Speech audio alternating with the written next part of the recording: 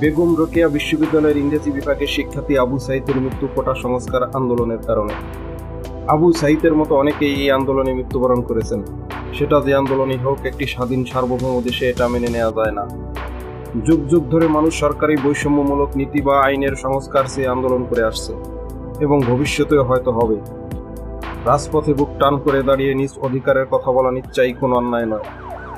সে কখনো দেশদ্রোহী বা রাজাকার হতে পারে না। তাহলে প্রকৃত রাজাকার কারা? রাজাকার 1971 সালে মুক্তিযুদ্ধের সময় বাঙালিরা রাজাকার শব্দের সঙ্গে পরিচিত হয়। যুদ্ধরত পাকিস্তানি সামরিক বাহিনীকে সহায়তা প্রদানের উদ্দেশ্যে রাজাকার দল গঠিত হয়। রাজাকার ফার্সি শব্দের অর্থ স্বেচ্ছাসেবী। 1947 সালে ভারত বিভাগকালে তদানীন্তন হায়দ্রাবাদের শাসক নিজাম ভারতভুক্ত হতে অনিচ্ছুক থাকায় ভারতের সামরিক বাহিনীকে প্রাথমিক প্রতিরোধের জন্য রাজাকার নামে একটি স্বেচ্ছাসেবক বাহিনী গঠন করেন। 1971 সালে মুক্তিযুদ্ধের সময় পাকিস্তান সামরিক প্রশাসনকে সহায়তা প্রদানকল্পে মে মাসে খুলনায় খানজাহান আলী রোডের একটি আনসার ক্যাম্পে 96 জন পাকিস্তানপন্থী কর্মী নিয়ে হায়দ্রাবাদের রাজাকার এর অনুকরণে রাজাকার বাহিনী গঠন করা হয়। পরবর্তী সময় দেশের অন্যান্য অংশেও রাজাকার বাহিনী গড়ে তোলা হয়। প্রথম পর্যায়ে রাজাকার বাহিনী ছিল এলাকার শান্তি কমিটির নেতৃত্বাধীন।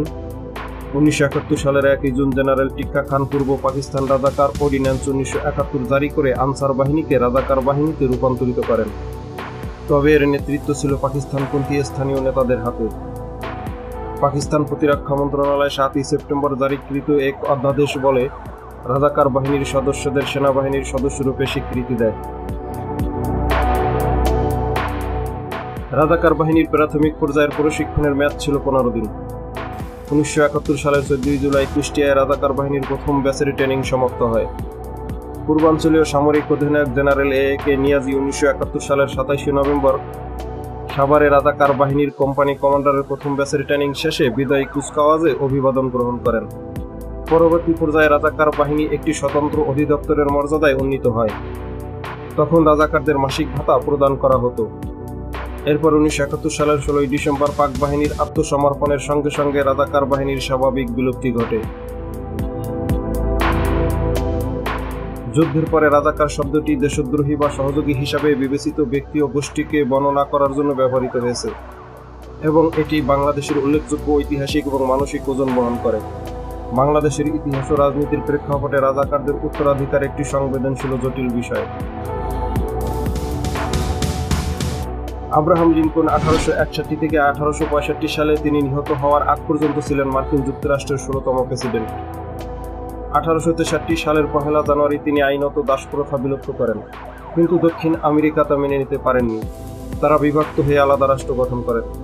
পরবর্তীতে এই অভ্যন্তরীণ বিরোধ গৃহযুদ্ধের সূচনা করে। 1863 সালের 1 থেকে 3 জুলাই যুক্তরাষ্ট্রের পেনিসিলভানিয়ার গেটিসবার্গে এই গৃহযুদ্ধে প্রায় 8,000 মানুষ নিহত হয়। 19 নভেম্বর 1963 সালে এক স্মরণ সভায় আব্রাহাম লিঙ্কন একটি সংক্ষিপ্ত দুনিয়া কাঁপানো ভাষণ দেন।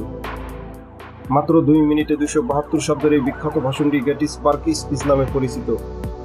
এটি পৃথিবীর ইতিহাসে অন্যতম শ্রেষ্ঠ ভাষণ।